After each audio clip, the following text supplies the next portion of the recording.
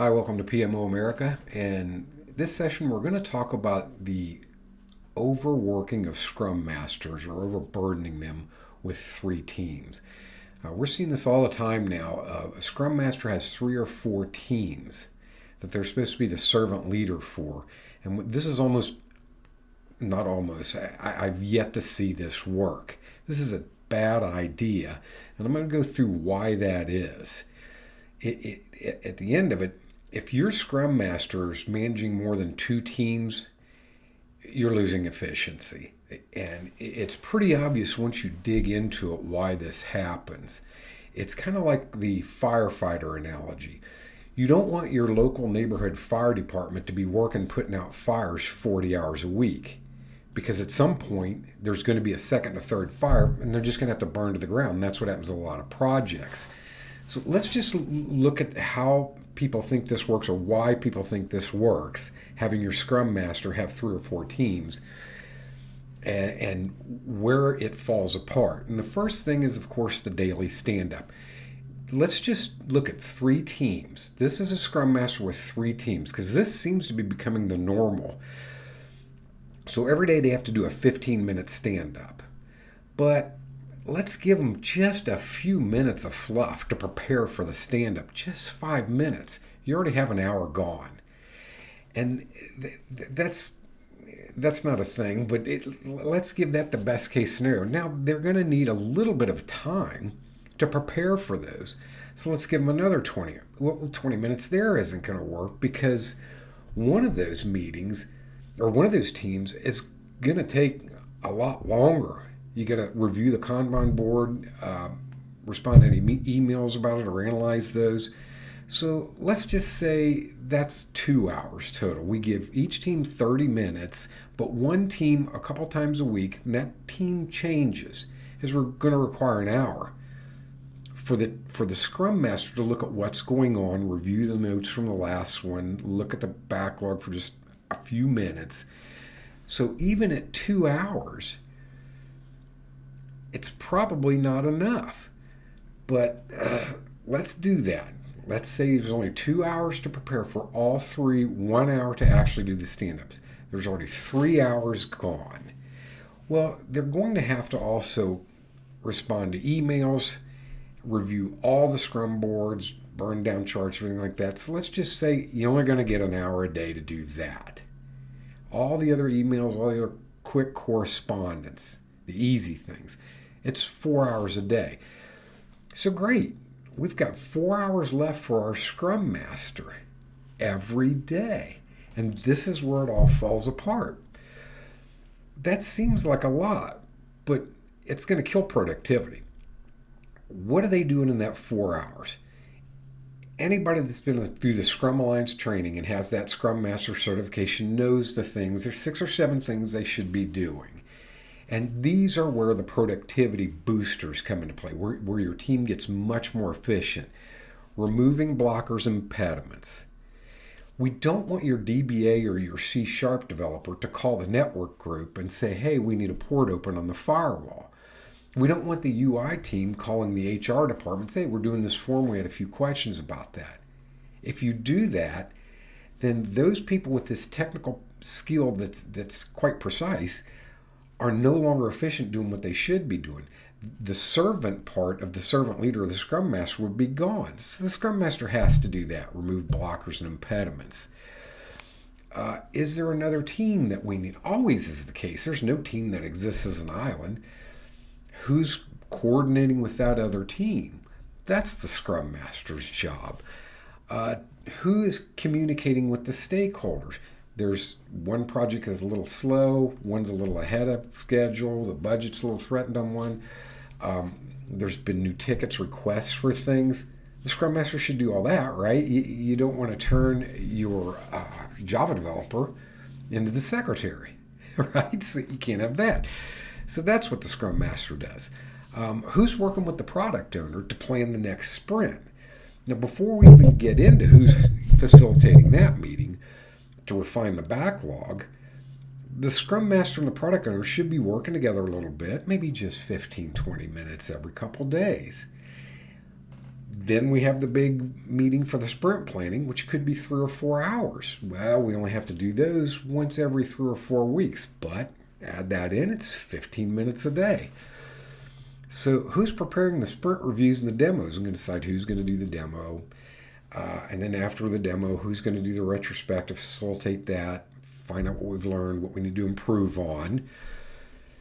And then the last one, then always the first one to go, who's doing the team building exercises? And a lot of managers and directors see this, they don't need to be playing games.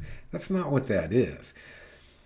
The primary purpose of the team building exercises, and some companies, there's one in Cincinnati that does their consulting. They do really well with this. Every Friday at 1 o'clock, all the teams get together and they just chat. And the Scrum Master kind of facilitates that. And would you do this weekend? And then they're very good at this. Then they slowly get into, hey, what happened to this project? So that's all team building. And what you do there is you find out which members of these teams have certain strengths that you can exploit or certain weaknesses they need help on. So this is another core area of productivity. And last but most important, if your Scrum Master's doing 3 projects now, well, there's another one coming down the line. Who's working with the new team or the existing team on estimating and working with product owners and stakeholders? So all of a sudden, this 4 hours a day is really not very much time at all. And the only way this was ever going to work in the first place is if 2 of the teams were perfect. And then there's some minor problems with one of the teams that we can work through 2 or 3 hours a day. And you remember that has to be aggregated in a whole week. So what is the end result? Well, what always happens in this is the Scrum Master has now become not a servant, just a meetings facilitator. That's kind of bad. The team thinks the Scrum Master is terrible and she's just a card pusher. Well, of course she is. There's no time to do anything else. And then before upper management even gets to that point where they think the Scrum Master's bad or the team's bad because it's just not efficient anymore, is the Scrum Master becomes a functional manager. If all they're doing is facilitating meetings, think about it. Who's directing that DBA or that Java person to call HR and find out what this form needs? The Scrum Master is. So now you've created another layer of management that's unnecessary. But the biggest loss in all this, and we see it with companies that do, their Scrum Masters have 4 projects and 4 teams they're leading. There is no time for critical thinking. And I think the Scrum Alliance, that's where I got my Scrum Master certification, is actually better at some of this stuff even than PMI. I'm a PMP, Project Management Professional. I went through that certification. It's really hard. But the Scrum Master certification is really easy. However, you have to go through these, I think it's like 18 hours. And they do a very good job of emphasizing that the Scrum Master might have a day or two every week, and probably should, where half of that day is spent just thinking, looking at all the Scrum boards, looking at the burn down charts, and looking at certain critical points of the existing sprint that there's trouble on. And then we go back to their notes. Well, if you have a Scrum Master managing 3, or God help you, 4 teams, that's never going to happen. So then when a problem does come up, you'll see this all the time. What the Scrum Master's really forced to do, every problem requires a brainstorming session. And every brainstorming session is starting from scratch. The Scrum Master doesn't have any time to look at where this may have happened before, to spend that hour or 2 preparing. It's just every little issue is managed like a crisis. Now, if you're an executive watching, you know what the problem with that is. But if you're maybe a first-level manager, or even some directors, but you're kind of new at it and you don't understand this, the reason you don't want to do that is if you manage everything like a crisis, you don't have any crisis anymore. when a real crisis happens, you'll think it's just another day. It's not. So you can't manage small problems like a crisis and have a brainstorming and a frenzy of activity. It's not just that it's a bad way to solve this specific problem. You don't want that creeping into your corporate or organizational culture.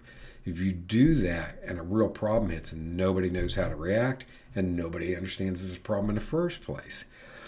So how do we resolve this? Well, this is one of the easiest ones.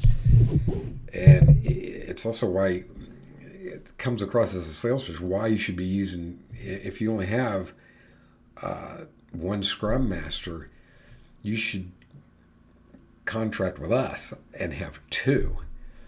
We won't charge them for that time they're sitting around. But when it does get busy, they need to have flexibility in their schedule. So let's look at this also. And again, there's managers and executives out there, so we would never do that. We are very efficient. You're not. You're not going to call us anyway because you're on that last dime. But for those who are open to this and starting to see, yeah, this is a big problem. We get none of the efficiencies derived from Scrum or Kanban or Agile itself if our Scrum Master is just a meeting facilitator. You want to have slack. You want to have your Scrum Masters at least, at bare minimum, an hour or two a day where there's nothing on their schedule. Some days they may sit and watch videos all day. Some days they may learn something new, watch videos that actually helps. They may learn new skills. But this is also allows you to build a truly cross-functional team. Slowly, they may be able to jump into that team. There is nothing wrong with this. And help with testing. Help with the DBA looking at indexes, looking at fragmentation and indexes, and you teach them how to do that. When you do that, you're not going to get a Scrum Master that's an expert on performance tuning and SQL.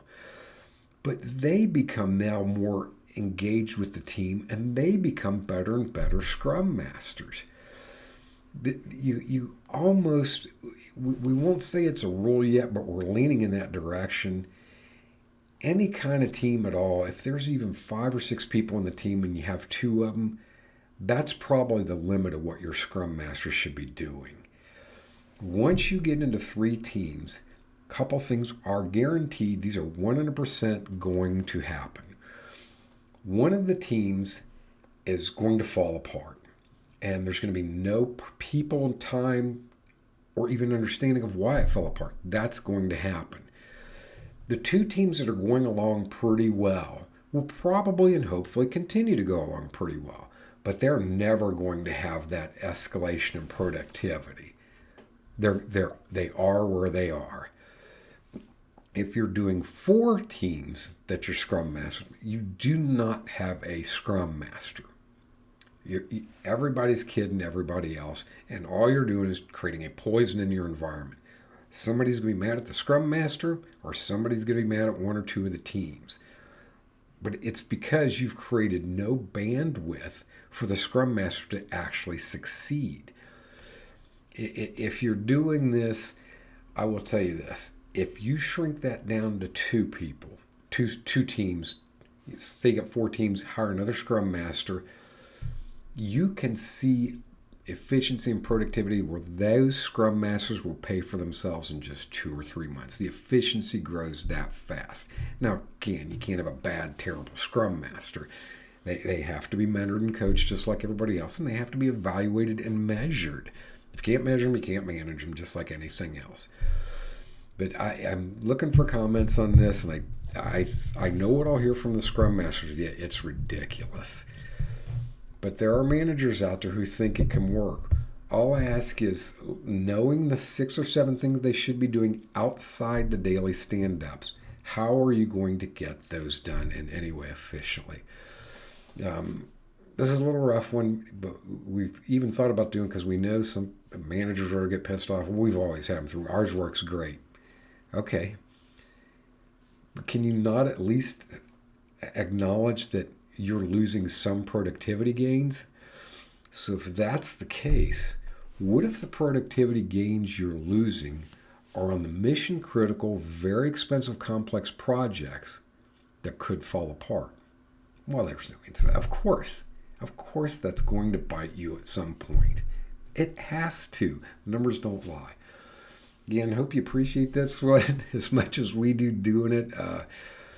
This is a bit of a controversial one. I get that because so many people now are demanding that their Scrum Masters manage 3 teams.